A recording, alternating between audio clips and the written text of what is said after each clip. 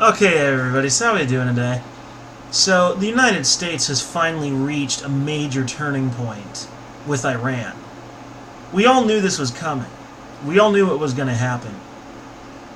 Now, here's the real question. What will Michael Bolton, Mike Pompeo, and ultimately Donald Trump himself ultimately do? Will we go to war with Iran, or will they actually talk turkey? Will they actually make the right decision and negotiate like civilized human beings? Or will they just decide to continue their economic warfare and their bullying and harassment tactics? So, a major Iranian official, specifically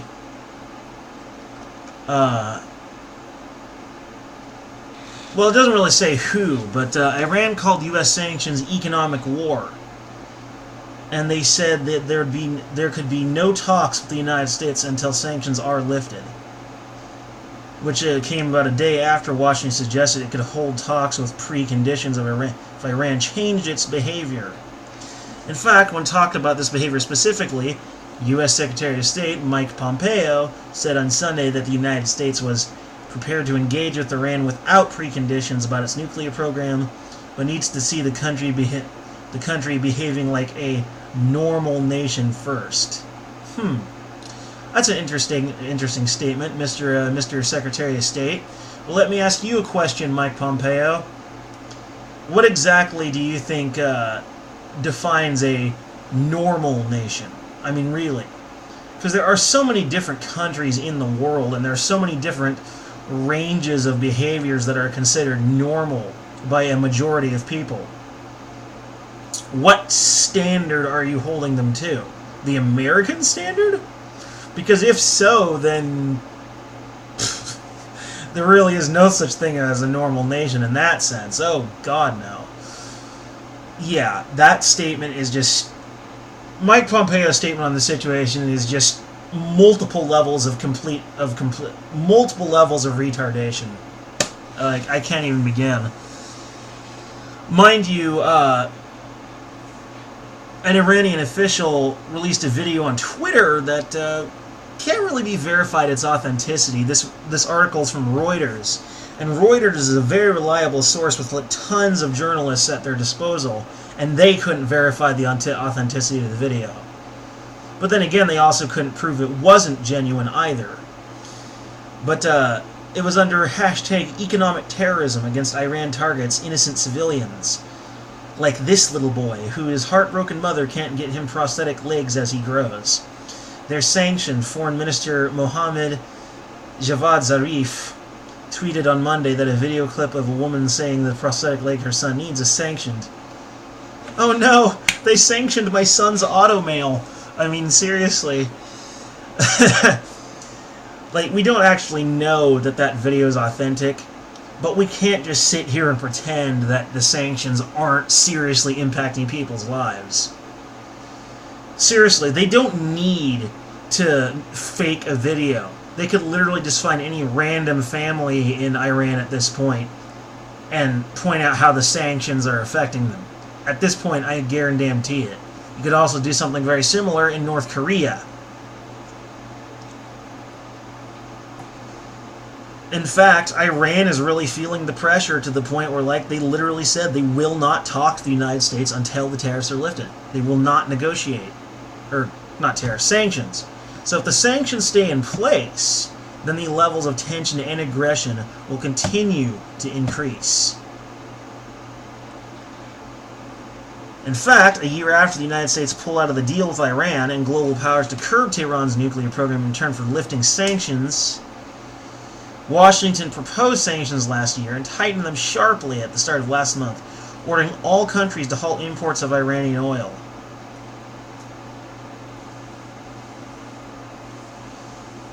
It has also hinted at military confrontation, sending extra forces to the region to counter what it describes as Iranian threats.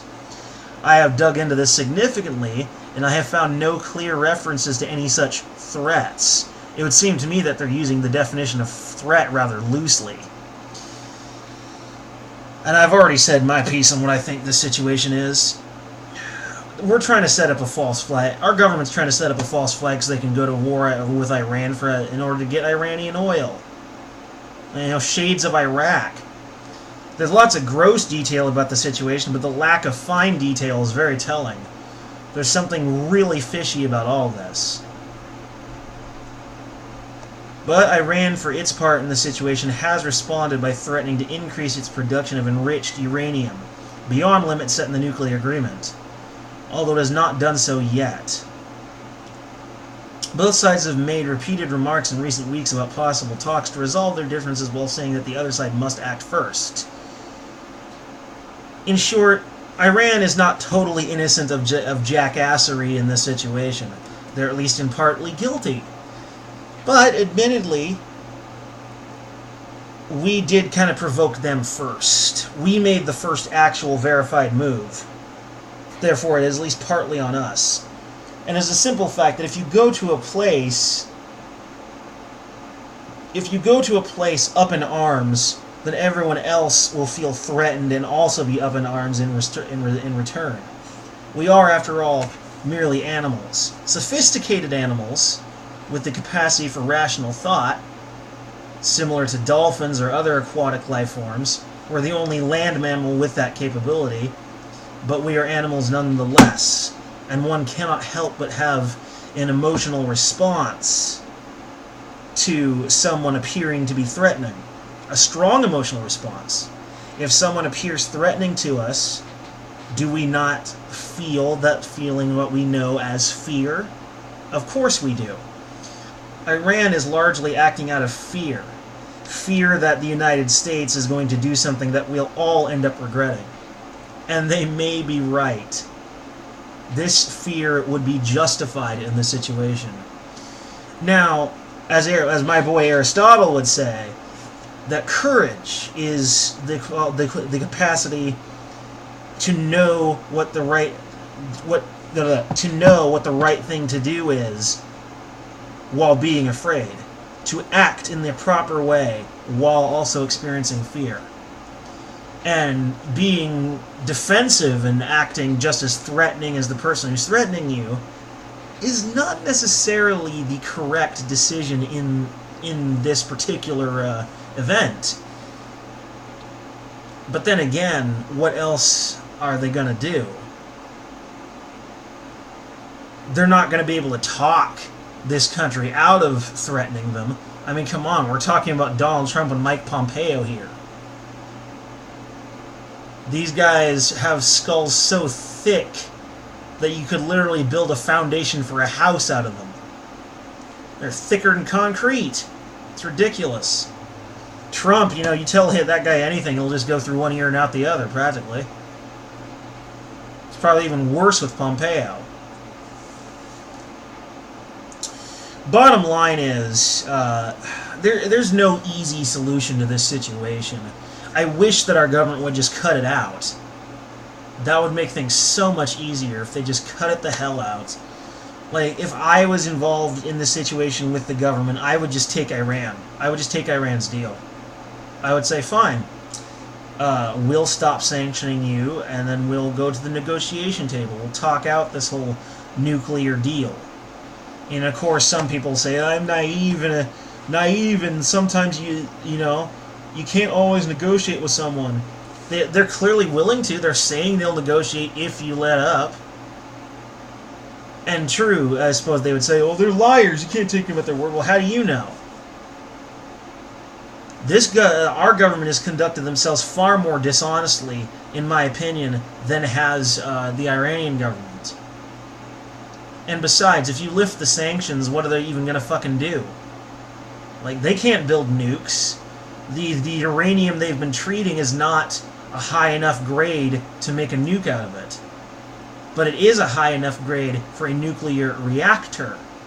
And there has been activity within the city of Tehran showing that their plan is to build a nuclear reactor.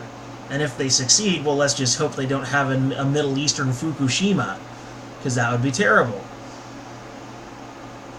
Nonetheless, I'm just saying we should back off. Besides, it's really none of our business anyway. It's not even our country. What authority do we have there? None. This is just more of our unnecessary interventions in things that just don't concern us. It's moral busybodying on an international scale. It's crazy. Anyway, that's all I got to say about that for today.